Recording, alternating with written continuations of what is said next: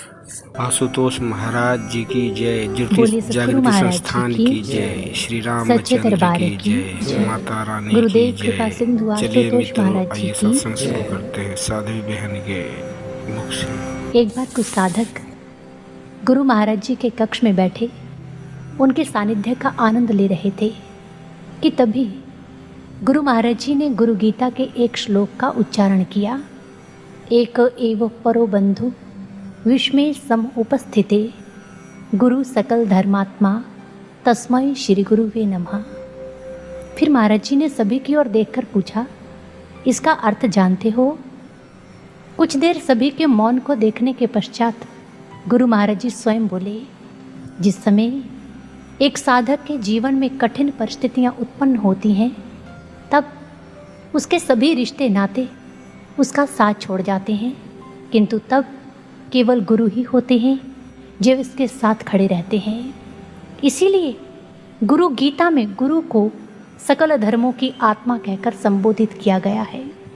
सौभाग्यशाली हैं हम सभी जिन्हें आज के इस कलिकाल में गुरुदेव श्री आशुतोष महाराज जी का पावन सानिध्य प्राप्त हुआ है, जो कृपा सिंधु दया सिंधु बनकर हम सभी के जीवन को अपनी अनंत कृपाओं से सराबोर कर रहे हैं।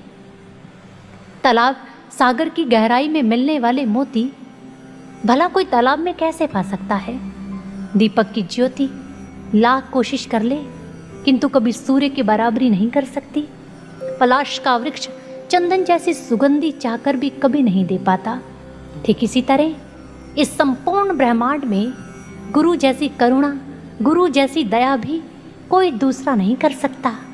इसीलिए संत कबीर जी ने गुरु की महिमा का गुणगान करते हुए कहा है, गुरु समान दाता नहीं, याचक शिष्य समान, तीन लोक की संपदा सो गुरु दीनी दान। गुरु से बड़ा इस सृष्टि में कोई दाता नहीं, क्योंकि वह तीनों लोकों की संपदा सहज ही अपने शिष्य पर लुटा देता है। किंतु ये तीन लोक की संपदा है क्या? क्या कोई भौतिक पदार्थ, स्वर्ण या धन इत्यादि? नहीं, यह सब तो नश्वर है। इनकी प्राप्ति कर मनुष्य को शांति व आनंद की प्राप्ति नहीं होती। फिर क्या है ये तीन लोक की संपदा जिसे प्राप्त करने के लिए स्वर्ग के देवता भी ललायत रहते हैं? ये संपदा वह खजाना है सृष्टि का सर्वोत्तम सर्वश्रेष्ठ विज्ञानों का विज्ञान ब्रह्म ज्ञान, जिसे सद्गुरु अपने कठिन तप व त्याग से अर्जित करते हैं, किंतु अपनी कृपा के वशीभूत होकर सहज ही अपने शिष्य पर लुटा देते हैं। एक बार विवेकानंद जी के शिष्य शरद ने जब इसी ज्ञान की मांग उनसे की, तब विवेकानंद जी ने सामने जलते हुए दिए को दिखाकर उससे पूछा था, शरद, इस दीपक की कीमत क्या है? तब उसने कहा, स्वामी जी कुछ अधिक नहीं, मात्र 2 पैसे में आसानी से मिल जाता है बाजार से। तब गंभीर होकर विवेकानंद जी ने उससे कहा था, नहीं शरद, अगर इस दिए की सही कीमत जानना चाहते हो तो जाकर पूछो उस कुम्हार से जो माटी को रौंद कर चाक पर चढ़ाकर एक सुंदर दिए का निर्माण करता है। जाकर पूछो उस किसान से जो अपने अथक परिश्रम से कपास को उगाता है और फिर ये बाती जलकर हमें प्रकाश दे पाती है। तेल को बनाने की क्रिया के पीछे की मेहनत को देखो, जिस दिए का आधार है। इसलिए शरद, जिस ज्ञान की मांग आज तुम मुझसे कर रहे हो, यह भी कोई साधारण ज्ञान नहीं है। इसके पीछे संतों का तप और त्याग निहित है। इसे प्राप्त करने के लिए तो मानो वो अपना सर्वस्व लगा देते हैं ताकि शुष्क हृदयों को तृप्त कर पाएं। सद्गुरु तो एक सनातन अमृत तरंग की तरह होते हैं जो हर युग में रूखे सूखे हृदयों को इसी ब्रह्म ज्ञान से सींचने के लिए आते हैं। वर्तमान समय की बात करें तो देखें गुरुदेव श्री आशुतोष महाराज जी की अनंत कृपाओं को, जिन्होंने अपने कठिन तप व त्याग से इस ब्रह्म ज्ञान को अर्जित किया और सहज ही हम सभी साधकों को प्रदान भी कर दिया। इसे पाकर तो मानो हम सबके जीवन में एक चमत्कार घटित हो गया। करुणामयी सद्गुरु के दिव्य हाथों का स्पर्श जब हमें प्राप्त हुआ तो मानो हमारे तो रंगहीन जीवन में नए रंग खिल गए। अज्ञानता का अंधकार समाप्त हो गया। हमारा जीवन शांति व आत्मिक आनंद की रोशनी से जगमगा उठा। हमारा भाग्य, हमारा अस्तित्व, हमारा व्यक्तित्व सब सद्गुरु की कृपा से ही तो चमका है। समस्त शास्त्र व सभी संत एक ही बात कहते हैं कि मनुष्य कभी ना कभी अपने जीवन में मातृ ऋण, पितृ ऋण व भूमि ऋण इन सबसे तो उऋण हो सकता है, किंतु ये बात वे दावे के साथ कहते हैं कि जिंदगी को जिंदगी की सही परिभाषा देने वाले सद्गुरु के ऋण से कभी भी एक शिष्य उऋण नहीं हो सकता। यही कारण है कि शिष्य को अपने गुरु के सामने हर रिश्ता मानो फीका सा लगता है और उसका हृदय कह उठता है, सद्गुरु मिले तो सब मिले, न तो मिला न कोई, मात पिता सुत बांधव ये तो घर घर होए। सभी रिश्ते नाते मिलकर भी गुरु की बराबरी कहाँ कर पाते हैं, जबकि गुरु हर समय हर परिस्थिति में अपनी हर भूमिका को बखूबी निभा देते हैं। इसीलिए महर्षि रमण जी ने सद्गुरु की तुलना एक रेलगाड़ी से करते हुए कहा, वे कहते हैं कि जिस प्रकार रेलगाड़ी एक व्यक्ति के साथ साथ उसके सामान का भार भी सहज ही उठा लेती है, ठीक इसी तरह जो शिष्य अपने गुरु के चरणों में पूर्णतः समर्पित होते हैं, अपना पूर्ण समर्पण उनके चरणों में कर देते हैं, तो वे उनके कर्मों का, उनके संस्कारों का बोझा भी उसके साथ साथ सहज ही उठा लेते हैं। सत्य ही तो है, सद्गुरु के चरणों में जो पूर्ण समर्पण करते हैं तो सद्गुरु उनके जीवन का योग और क्षेम दोनों ही करने के लिए मनोसंकल्पबद्ध होते हैं। यही बात भगवान श्री कृष्ण अर्जुन से कहते हैं। वे कहते हैं, अर्जुन जानते हो, जो शिष्य पूर्णतः मेरे चरणों में समर्पित होता है, जो पूर्णतः मुझ पर ही आश्रित होता है, तो मैं उसका योग और क्षेम दोनों ही करने का संकल्प धारण कर लेता हूँ। अर्जुन ने हाथ जोड़कर विनम्रता से पूछा, प्रभु ये दोनों है क्या? तब भगवान श्री कृष्ण ने उसे समझाते हुए कहा, अर्जुन जो मेरे शिष्यों के पास है मैं उसके रक्षण का संकल्प धारण करता हूँ, और जो उनके पास नहीं है मैं उन्हें देने का सामर्थ्य भी रखता हूँ। सत्य ही तो है, सद्गुरु वो सब कुछ दे सकते हैं जो एक मनुष्य के भाग्य में भी ना हो। जानते हैं वे ऐसा कैसे कर पाते हैं? क्योंकि वो साकार ब्रह्म स्वरूप हैं, साक्षात पर ब्रह्म परमेश्वर हैं, जो अपनी विराटता को मानवीय चोले में समेटकर हम पर कृपा के बादल बरसाने के लिए आते हैं और हर कठिनाई को हम तक पहुंचने से पहले उसे दूर करने में लगे रहते हैं। ऐसा ही गुरु महाराज जी की कृपा का एक प्रत्यक्ष उदाहरण मुझे स्मरण हो रहा है और उसे मैं आपके साथ भी अवश्य साझा करना चाहूँगी। बात उस समय की है जिस समय गुरु महाराज जी नूरमहल के छोटे आश्रम में रहते थे। एक दिन महाराज जी रात्रि के समय उठे और एक गुरु भाई को अपने पास बुलाया और गुरु महाराज जी ने कहा, जाओ पास के गांव से उस फलां व्यक्ति को बुला कर लाओ। उन गुरु भैया ने घड़ी की ओर देखा और फिर विनम्रता से महाराज जी से पूछा, गुरु महाराज जी क्या अभी जाना होगा? महाराज जी ने कहा, हाँ अभी इसी क्षण जाना होगा। वे गुरु भाई महाराज जी की आज्ञा का अनुपालन करते हुए उसी क्षण चल पड़े उस गांव की ओर। और जैसे ही वे उस गांव में पहुंचे, वहां जाकर उस भाई के द्वार को खटखटाया और सामने से जैसे उसने द्वार खोला, इतनी रात्रि को उस गुरु भाई को अपने सामने देखकर हैरानी से पूछा, भैया आप इस समय यहाँ कैसे आना हुआ?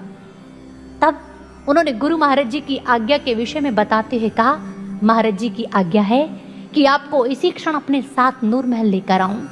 उन्होंने जैसे ही महाराज जी की आज्ञा की बात सुनी, बिना कोई अगला प्रश्न किए उसी समय उनके साथ चल पड़े और दोनों को नूरमहल पहुंचते पहुंचते लगभग सुबह हो चुकी थी।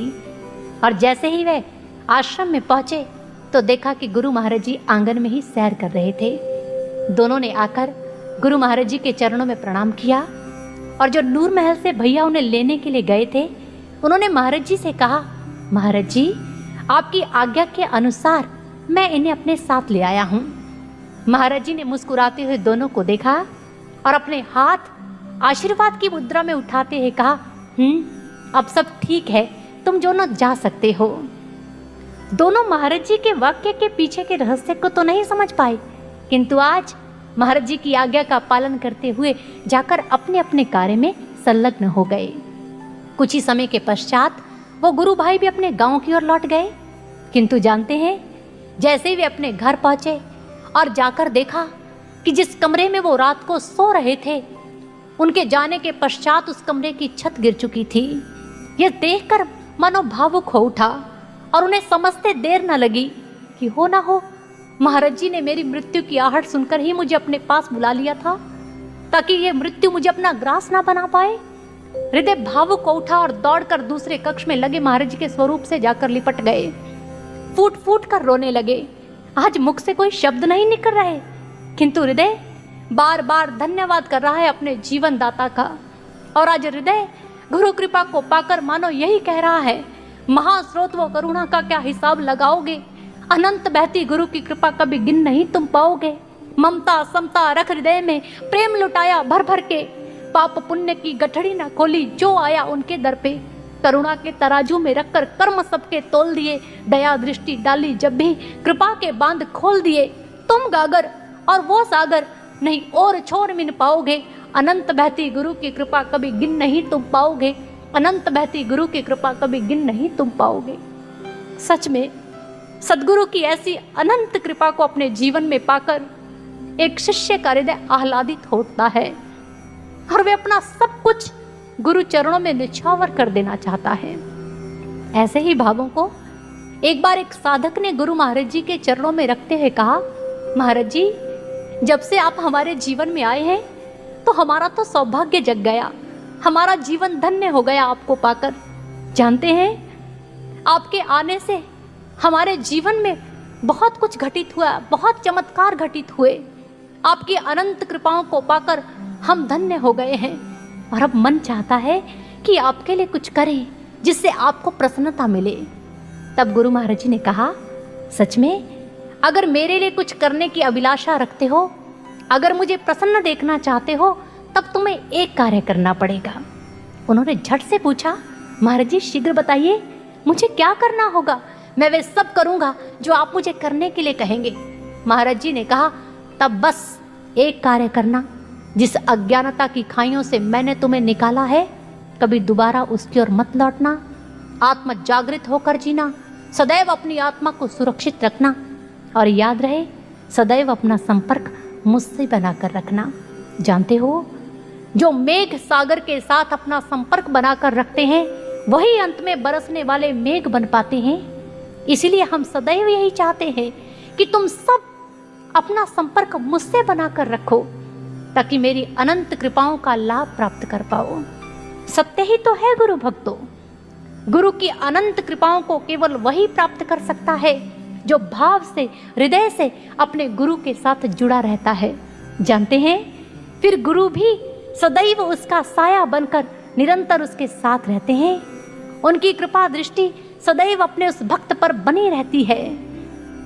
उनकी कृपा ही तो है जो हमारे थकने, रुकने और गिरने पर दोबारा उठकर चलने का हौसला प्रदान करती है। उनका साथ ही तो है जो हम संस्कारों का बोझ और विकारों की अपूर्णता लेकर भी इस भक्ति मार्ग पर चल पाते हैं। जानते हैं क्यों? क्योंकि गुरु को बहुत सारी उम्मीदें होती हैं अपने उन शिष्यों से जिन्हें वे अपना शिष्य स्वीकार कर लेते हैं। उन्हें तो मानो बिंदु में सिंधु दिखाई देता है और उसे अपनी कारीगरी का श्रेष्ठ नमूना बनाने के लिए तो उनकी आंखें मानो नींद से रूठी जाती हैं। वे भी तब जब वे जानते हैं कि इनमें बहुत सारे तो उनके प्रेम को न समझने के कारण उसे ठुकरा ही देंगे। ठीक ऐसे ही चैतन्य महाप्रभु ने भी अपने शिष्य गोविंद दास को बड़ी उम्मीदों के साथ अपनाया था, ताकि वे उसे भक्ति के शिखर तक पहुंचा पाएं। जैसे धरती एक क्षुद्र कण को अपनाती है ताकि उसे विशाल पर्वत बना पाए, किंतु यदि वे कण अन्य धूल कणों के साथ मिलकर आकाश को छूने की चाह रखे तो अंत में कीचड़ का रूप धारण कर लेता है।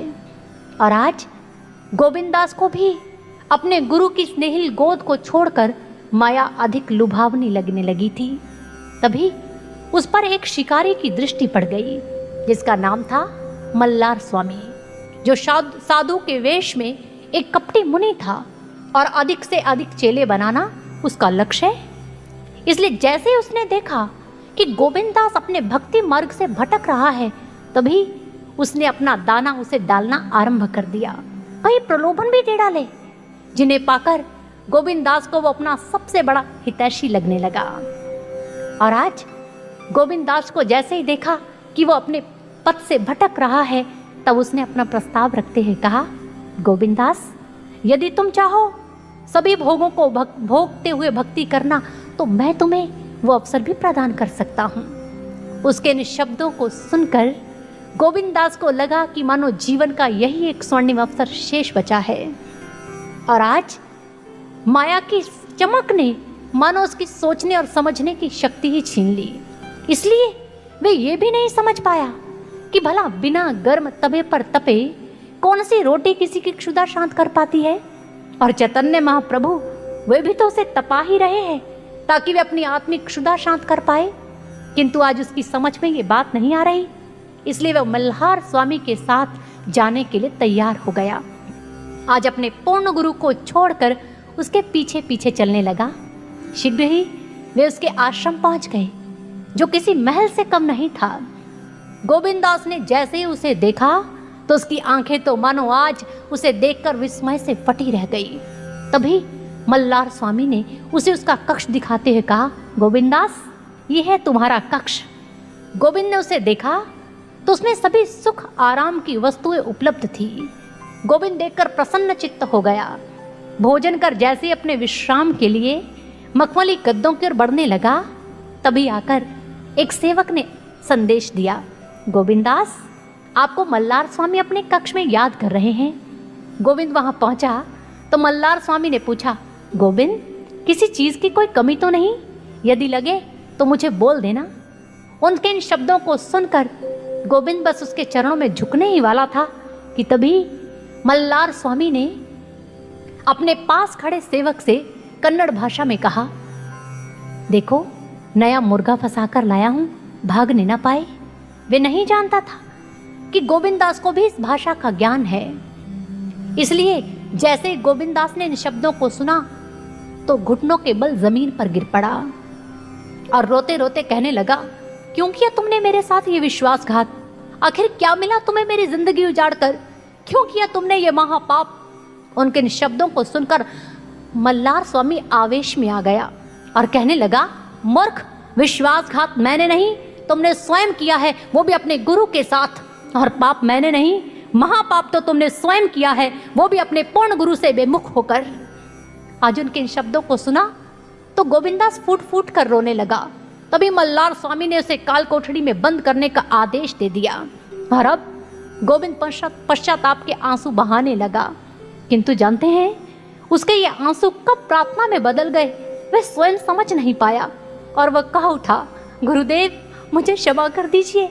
मैं जानता हूँ कि मैंने पाप नहीं महापाप किया है, किंतु मुझ में इतनी समझ नहीं थी कि मैं कांच और हीरे में अंतर कर पाता।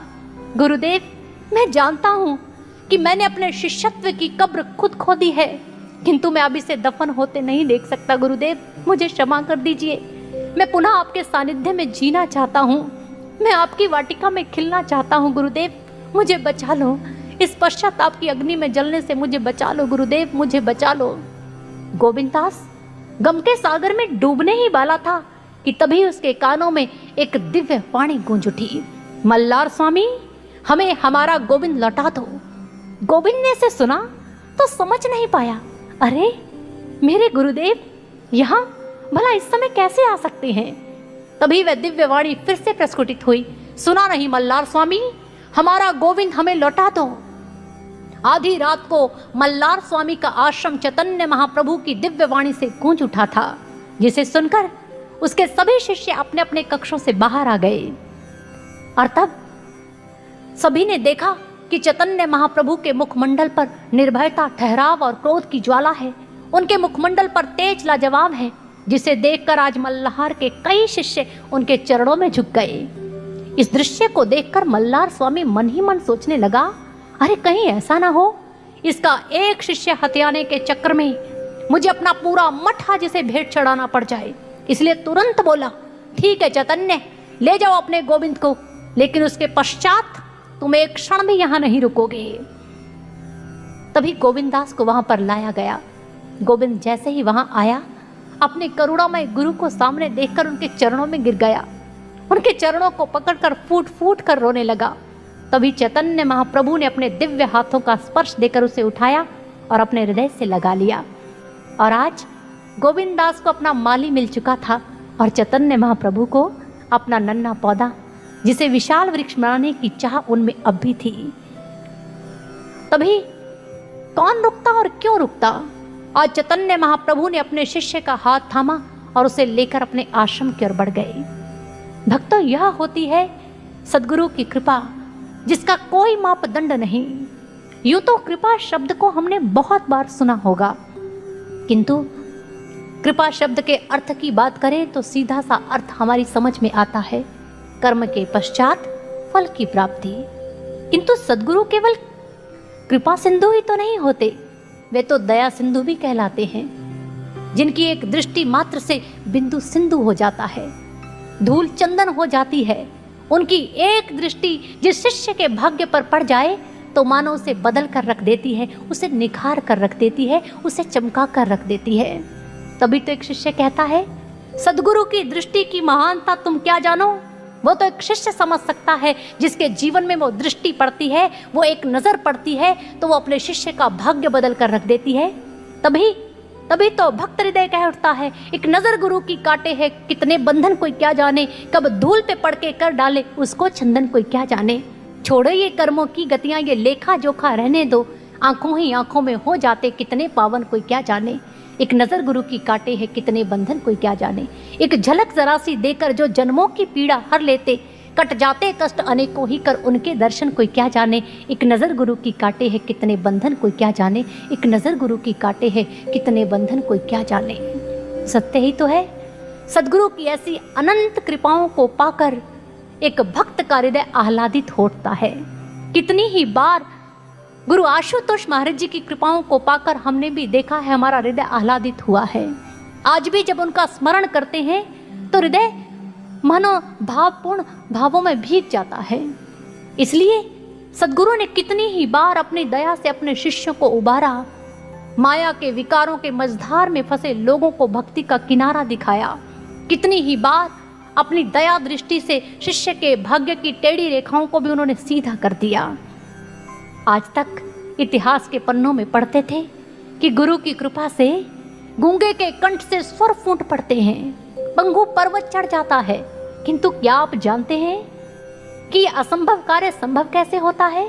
क्योंकि गुरु कोई साधारण व्यक्तित्व नहीं होते, वे तो निरंतर प्रवाहित होता आशीषों का अखंड प्रवाह है, जिनकी सतत प्रेरणाओं से, उनके संकल्पों से हम सभी का संपूर्ण जीवन प्रवाहित होता है। इसलिए संपूर्ण सृष्टि में गुरु का स्थान महान होता है। जैसे बरगद अपनी विशालता व गुणों के कारण सभी पेड़ों में विशेष माना जाता है, और चंद्रमा अरबों तारों की भीड़ में भी अपनी शीतल चांदनी के कारण विशिष्ट स्थान रखता है। ऐसे ही सद्गुरु भी अपनी दिव्यता के कारण, अपने दैवी गुणों के कारण समस्त जनमानस के मुकुटमणि कहलाते हैं। किंतु उनकी इस विशेषता को केवल वही समझ सकता है जो उनकी दिव्यता से परिचित होता है। वो तो साधारण जीव को भी विशेष बना देते हैं, वो तो अयोग्य को भी योग्य बनाने की कला में निपुण होते हैं। एक बार एक जिज्ञासु ने गुरुदेव श्री आशुतोष महाराज जी से पूछा, गुरुदेव, आपके कई शिष्य और शिष्याएं तो टीवी चैनल्स पर दिखाई देते हैं, किंतु क्या कारण है कि आप स्वयं कभी किसी टीवी चैनल्स पर दिखाई नहीं देते? तो जानते हैं प्रत्युत्तर में गुरु महाराज जी ने उनसे क्या कहा? महाराज जी ने कहा, आपने क्या वो श्लोक नहीं सुना? गुरु और पारस में बड़ो अंतरो जान, वो लोहा कंचन करे, गुरु कर ले आप समान। पारस जिस समय लोहे के एक टुकड़े को स्पर्श करता है तो वे उसे कंचन बना देता है, भाव सोना बना देता है, किंतु वे कभी भी उसे अपना निज रूप प्रदान नहीं करता, भाव उसे पारस नहीं बनाता। किंतु सद्गुरु जिस समय एक शिष्य को अपनाते हैं तो उसे केवल चंद सद्गुणों से संपन्न नहीं करते, अपितु उसे अपना निज रूप प्रदान कर देते हैं। हम सभी जानते हैं गुरु महाराज जी ने भले ही हम सभी को अपने शिष्य रूप में स्वीकार किया, किंतु कई बार गुरु महाराज जी ने हमें अपने संतान कहकर पुकारा है। कई बार हमें हमारे अपने आत्मीय परिजन कहकर पुकारा है, जो उन्हें उनकी आत्मा से भी अधिक प्रिय है। सच कहें तो गुरु महाराज जी ने हमारे जीवन को जब से अपने हाथों में संभाला है तो इसे निखार दिया है। जिसमें कोई योग्यता नहीं थी, उस जीवन में मानो कितनी ही योग्यताएं भर दी हैं। हमारे जीवन को अपनी कृपा का जीता जागता नमूना बना दिया है उन्होंने। तभी तो एक शिष्य भावपूर्ण ढंग से उन्हें कहता है, मैं थी मुरझाई कली तूने फूल बना दिया, बेसहारा को सहारा दे तूने अपना लिया। हाथ में लेकर तराशा मुझे इस कदर कि कृपा क्या होती है ये ज़माने को बता दिया, कृपा क्या होती है ये ज़माने को बता दिया। सद्गुरु तुम्हारी कृपा क्या है ये हमारे जीवन में दृष्टिगोचर होती है। जिनमें कोई योग्यता नहीं थी, जिनके जीवन में कोई कला नहीं थी, आज आपके दिव्य हाथों ने जब उन्हें तराशा तो समाज के सामने अपनी कृपा का जीता जागता नमूना बनाकर रख दिया। हमारा जीवन एक अनगढ़ पत्थर ही तो था, लेकिन इस अनगढ़ पत्थर को जब गुरुदेव ने अपने हाथों में लेकर तराशा तो इसे सुंदर प्रतिमा बना दिया। ये उनकी दया नहीं, ये उनकी करुणा नहीं तो और क्या है। उनकी करुणा के वशीभूत होकर जो असंख्य एहसान उन्होंने हमारे जीवन में किए हैं, हम उन्हें अंगुलियों पर गिनना चाहें तो कभी गिन नहीं पाएंगे। इसलिए एक भक्त उन एहसानों को अपने जीवन में प्राप्त कर, उस कृपा को अपने जीवन में प्राप्त कर भावपूर्ण ढंग से अपने भावों को रखते हुए क्या कहता है, आए हम इस भजन के माध्यम से श्रवण करते हैं।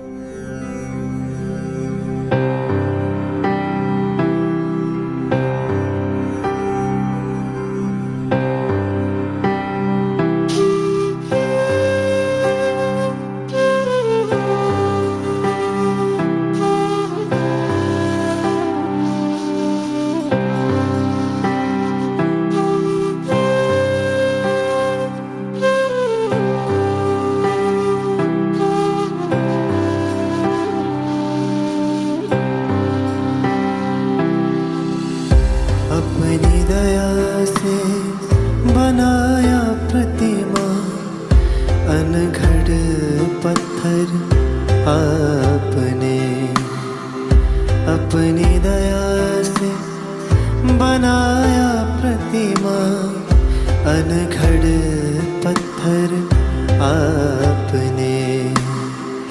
कैसे गिन पाए अनगिन, कैसे गिन पाए अनगिन एहसान किए जो आपने। अपनी दया से बनाया प्रतिमा, अनघड़ पत्थर आपने। अपनी दया से बनाया प्रतिमा, अनघड़ पत्थर आपने।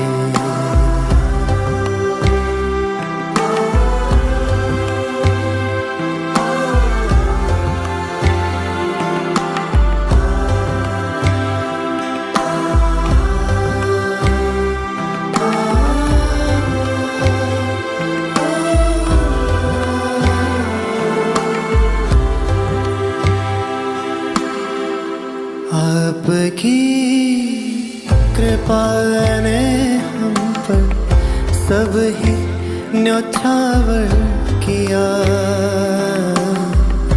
बस दिया सब दिया, बदले में कुछ ना लिया।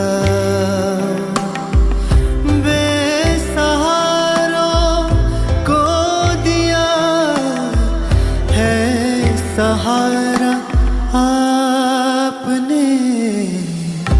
अपनी दया से बनाया प्रतिमा, अनघड़ पत्थर आपने। अपनी दया से बनाया प्रतिमा, अनघड़ पत्थर आपने।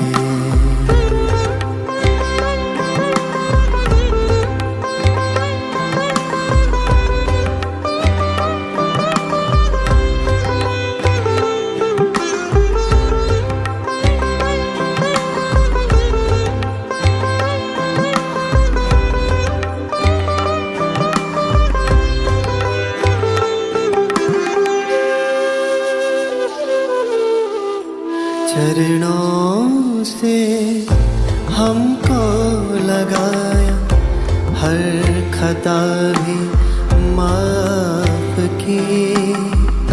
ये कुपात्र सुपात्र बने हैं, ऐसी करुणा आपकी। शब्द नहीं है जो किए उपकार गुरुवर आपने। अपनी दया से बनाया प्रतिमा, अनघड़ पत्थर आपने। अपनी दया से बनाया प्रतिमा, अनघड़ पत्थर आपने। अपनी दया से बनाया प्रतिमा, हर उस पल को छीना हमसे, जिसने हमें रुलाया है। सुख धाम उतारा मन आंगन, सुख धाम उतारा मन आंगन। हर दुख मन ने बिसराया है, बिसराया है। अपनी दया से बनाया प्रतिमा, अनघड़ पत्थर आपने। अनघड़ पत्थर आपने।